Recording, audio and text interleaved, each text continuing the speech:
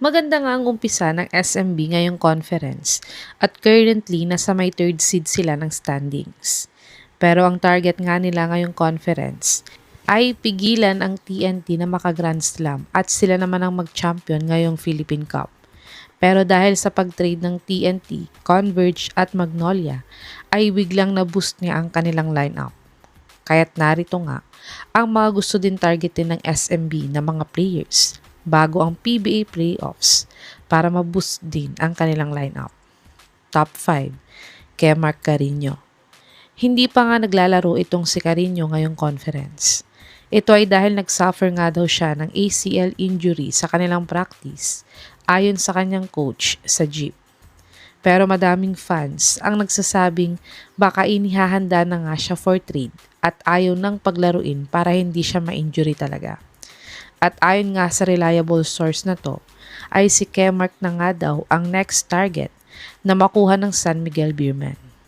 Si Carino ay nag-average ng 6.2 points, 5.5 rebounds, 1.2 assists, 1.5 blocks, 25% 3-point shooter at 65% free throw shooter sa kanyang last PBA 49th Commissioner's Cup. Panoorin natin ang kaunting game highlights ni Kemark Carino sa Jeep kung pwede nga ba siya sa sistema ni Coach Leo Astrea.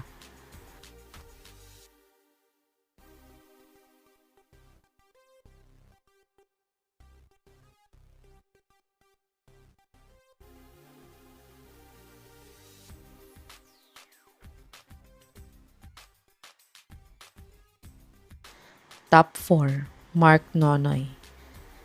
Si Nonoy nga ay isang star rookie ngayon ng Terra Firma Jeep. Kahit nga di niya naumpisahan ng season sa Jeep dahil sa naging conflict na kontrata niya sa MPBL, ay pinapakita naman ngayon ni Nonoy na mas higit pa ang nagagawa niya sa mga ibang rookies ngayon sa PBA. Dahil dito nga, ay baka nga kailangan na ng SMB ang serbisyo niya dahil nagkakaedad na nga ang mga point guards nila ngayon sa team.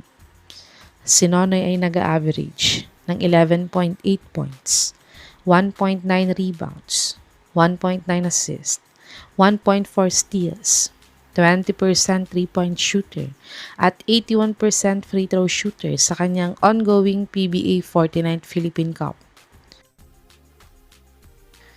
Panoorin natin ang pinaka-latest na game highlights ni Mark Nonoy kung paano ang playing style niya.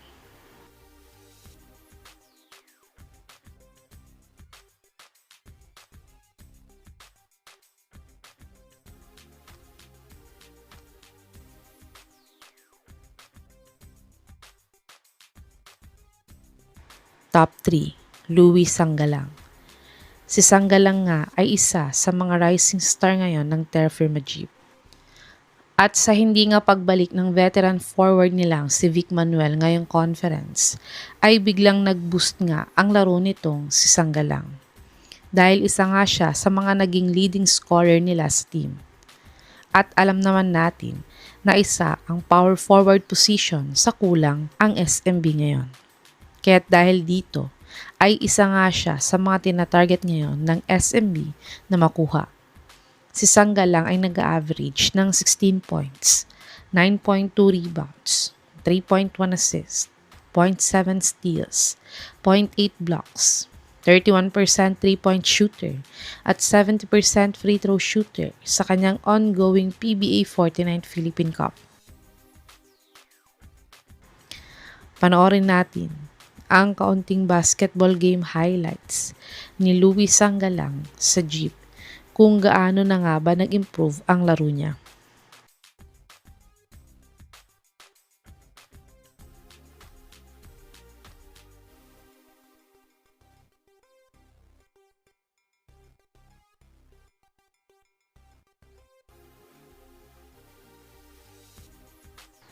Top 2, Joshua Munson. Si Munson na lang ang natitirang star player ngayon sa Northport. Matapos matrade ni Will Navarro sa Magnolia, ay sumunod naman ang pag-sign ni Arvin Tolentino ng 3 years contract sa Korean B-League. Kaya dahil dito nga ay madaming fans nga ang nagsasabing baka ibebenta na din daw ng Northport kaya tinatanggal na nila isa-isa ang kanilang mga key players. Kaya tiyak na si Monson na nga ang isusunod nilang ititrade. At dito nga ay isa din ng SMB sa mga nagkaka-interes na makuha itong si Monson. Uma-average si Monson ng 19.9 points, 5.5 rebounds, 4.1 assists, 1.8 steals, 0.4 blocks, 22% 3-point shooter at 78% free throw shooter sa kanyang ongoing PBA 49th Philippine Cup.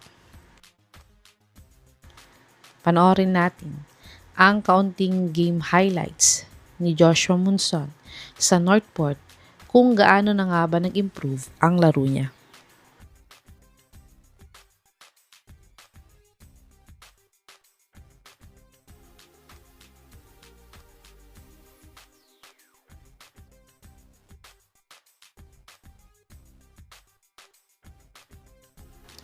Top 1, Jason Perkins. Si Perkins ay ang star player ng Phoenix Fuel Masters. Pero na-eliminate na nga ulit ang team niya sa playoffs ngayong Philippine Cup. At sa tatlong conference ng PBA 49th season ay hindi nga nakapasok itong Phoenix sa playoffs. Kaya't dahil dito nga ay talagang magre-rebuild ang Phoenix team next PBA season. Pero dahil nagkakaedad na din ng star player nilang si Hefty Lefty, ay baka nais na din niya magka-championship bago ito magretiro sa PBA. Kaya't ayon nga sa source na to, dahil sa tatlong sunod-sunod na conference na hindi nakapasok ang Phoenix sa playoffs, ay gusto na nga daw umalis ni Perkins sa team niya at maglaro sa playoffs contender na team. At dagdag pa ng source na to, ay baka susubukan nga daw i-offer ng SMB si Jeron Teng kapalit ni Jason Perkins. Si Perkins ay nag-average ng 20.6 points, 6.7 rebounds, 3.1 assists, 0.7 blocks, 37% 3-point shooter, at 70% free throw shooter sa kanyang ongoing PBA 49th Philippine Cup. Panoorin natin ang kaunting basketball highlights ni Jason Perkins kung magiging fit nga ba siya sa sistema ng SMB.